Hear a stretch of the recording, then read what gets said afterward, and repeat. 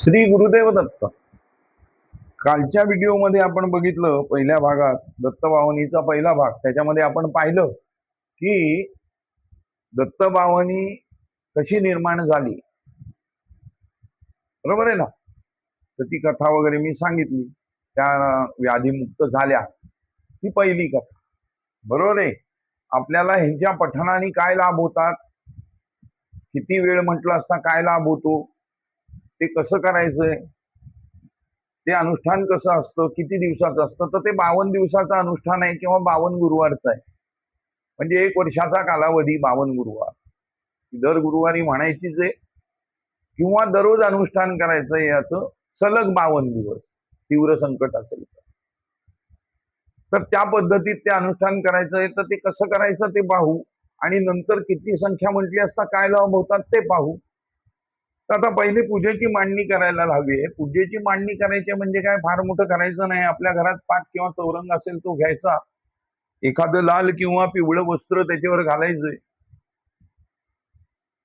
दत्त महाराजांची मूर्ती असेल, मूर्ती, फोटो असेल, फोटो त्याच्यावर स्थापित करायचा आहे. एक नारळ आणि एक विडा, या 2 गोष्टी ठेवायच्या आहेत. त्या फोटोची किंवा मूर्तीची यथोचित पूजा करायची आहे. आपण जे असेल आपल्याकडे उपलब्ध साहित्य तुमच्याकडे, त्याने तिची पूजा करा.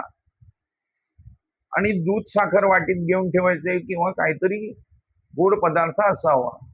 नुसती साखर, नुसतं दूध साखर, पेढा असेल तर पेढा, नैवेद्यासाठी म्हणून. ही झाली तयारी. आता बसणाऱ्याचं तोंड हे पूर्वाभिमुख असावं असं शास्त्र म्हणतं. पूर्व किंवा उत्तर दिशेला तोंड असलेलं चांगलं. तर याचं वाचन सुरू करत असताना 52 दिवस पूर्वेकडे किंवा उत्तरेकडे एकाच ठिकाणी बसून हे वाचायचंय. ती जागा बदलायची नाहीये, आसन बदलायचं नाहीये, दिशा बदलायची नाहीये. आणि दुसरी एक महत्वाची गोष्ट पाळण्यासारखी आहे, ती म्हणजे तुम्ही जे घेतलेलं आसन आहे बसायला, त्याच्यावर दुसऱ्या कोणालाही बसायला द्यायचं नाही. तुमचं आसन तुम्हीच वापरायचंय. या पद्धतीत करायचंय. वाचनाला सुरुवात करण्यापूर्वी गणपती बाप्पांचं स्मरण करायचंय, कुलदेवाचं स्मरण करायचंय, दत्त महाराजांचं स्मरण करायचंय, रंगावधूत स्वामींचं स्मरण करायचंय आणि वाचनाला सुरुवात करायची. ती करायण्यापूर्वी हातात पाणी घेऊन संकल्प करायचा आहे की महाराज, असं हे माझं काम आहे, हे माझ्यावर निर्माण झालेलं संकट आहे, हा माझ्यावर मोठा प्रसंग उद्भवलेला आहे, तर ह्यातनं मला बाहेर पडायचा मार्ग द्या. या संकटापासून माझी मुक्तता करा आणि ती व्हावी म्हणून मी ह्या दत्तभावनी स्तोत्राचे पाठ इतके वाचणारे 52 दिवस असा संकल्प घ्या. आणि ते पाणी जमिनीवर सोडायचंय. हातातलं पाणी घेतलं असाल ते आता ते जमिनीवर सोडायचंय. म्हणजे आता जमीन नाही उरली, लाद्या बसवतो आपण, लाद्या प्रत्येकाकडे, तर खाली एक टाकली किंवा तामण घ्या, त्याच्यात सोडा, नंतर ते झाडाला घालून टाका पाणी. वाचनाला सुरुवात करायची आहे. वाचन संपल्यानंतर मग पुन्हा पूजा करायची आहे महाराजांची. एक कापूर लावायचा आहे, आरती करायची आहे, त्यांना नैवेद्य दाखवायचा आहे. धूप उदबत्ती काय असेल तुमच्याकडे ती लावा आणि आरती करा. आणि मग गोड नैवेद्य देवाला अर्पण करून तो आपण आणि आपले कुटुंबीय यांच्या समवेत तो घ्यायचा आहे, प्रसाद. आता एक वेळा रोज जर दत्तभावनी म्हटली 52 दिवस सलग, तर काय फायदा होतो, तर वास्तू शुद्ध होते, वास्तूतले दोष जातात, आपले देह शुद्धी होते स्वतःची, हा लाभ होतो. 3 अध्याय रोज 3 वेळा जर ते नित्य वाचलं आपण, तर दैनंदिन जीवनात जे छोट्या छोट्या अडचणी येतात त्या सर्व दूर होतात, त्या नाहीशा होतात. आणि आपला ओहरा जो आहे, म्हणजे आत्मशक्ती जी आहे ती जागृत होते, ती शुद्ध होते.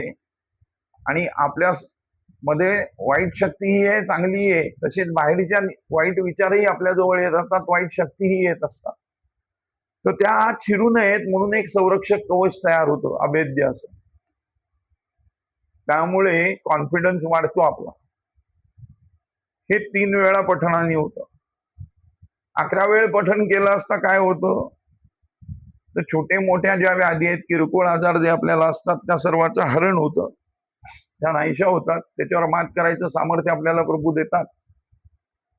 आणि देह शुद्ध झाला तसं मन शुद्ध व्हायला सुरुवात होते आणि माणसाचं मन शुद्ध होऊन तो सात्विक होतो, हे त्यातून मिळतं.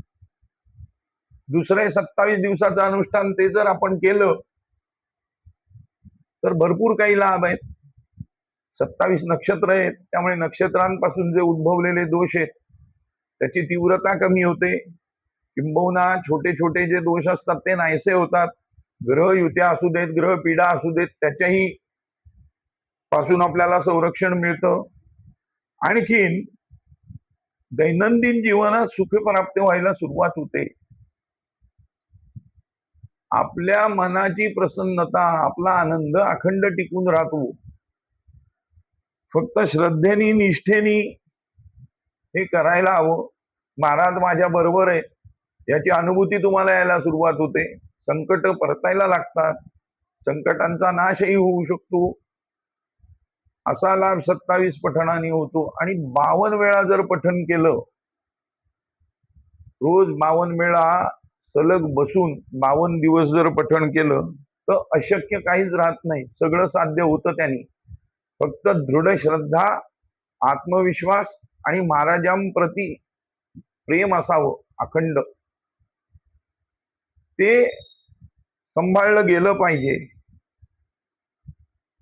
तर तुमचा जो काही संकल्प असेल तो करायचा. जेवढं संकट मोठं तेवढे पाठ तुम्ही घ्या. आता तुम्ही म्हणाले एका वेळेला 52 करणं शक्य नाही आहे बाबा, तर ठीक आहे, 2 टप्प्यात म्हणा, 26-26, सकाळी 26 म्हणा, संध्याकाळी 26 म्हणा, पण वेळ पाळा. सकाळी 7 वाजता आज म्हटलं तर उद्या 11 वाजता म्हणायचं नाहीये. 6 वाजता म्हटलं तर 6 वाजताच म्हणायचं. संध्याकाळी 7ची वेळ ठरवली तर संध्याकाळी 7लाच म्हणायचंय. जास्त लेट होतोय मग आपण 5 वाजता बसू नाही, मग पहिल्याच दिवशी 5 वाजता बसा. या पद्धतीत ते म्हणा. ह्याच्यामध्ये आपल्याला काय होतं तर इच्छा पूर्ण होतात, स्थैर्य लाभतं. स्थैर्य नाही आपण जे म्हणत असतो कधी मिळणार. आणि संकट परतून लावायचं सामर्थ्य आपल्यात होतं किंवा ते परत परत जातं. कारण भगवान दत्तात्रेय दत्तप्रभू स्वयं उपस्थित असतात आणि एक संरक्षणात्मक त्यांची शक्ती कवच बनवून आपल्या भोवती राहते, याची अनुभूती आपल्याला येते. आता दिवसभर पाळायचे नियम म्हणजे काय? कांदा लसूण खायचा नाही, मांसाहार करायचं नाहीये, इतर वाईट गोष्टी, मद्यपान वगैरे काही करायचं नाहीये 52 दिवस. म्हणजे नंतर करायला लागायचं नाहीये, नको त्या गोष्टी त्या करायच्याच नसतात, पण 52 दिवसात कटाक्षाने ह्या पाळायच्या आहेत. असं सर्व नियमांचं पालन करून जर केलं तर त्याचा लाभ तुम्हाला मिळेल. तुम्ही जर अशा कुठल्या समस्येने जर ग्रस्त असाल तर तुमची त्या संकटातून जे काही असेल त्याच्यातून तुमची मुक्तता दत्तप्रभू करो, ही त्यांच्या चरणी प्रार्थना. तुम्हाला माझे कसे व्हिडिओ आवडतायत हे कॉमेंट करून तुम्ही सांगत चला.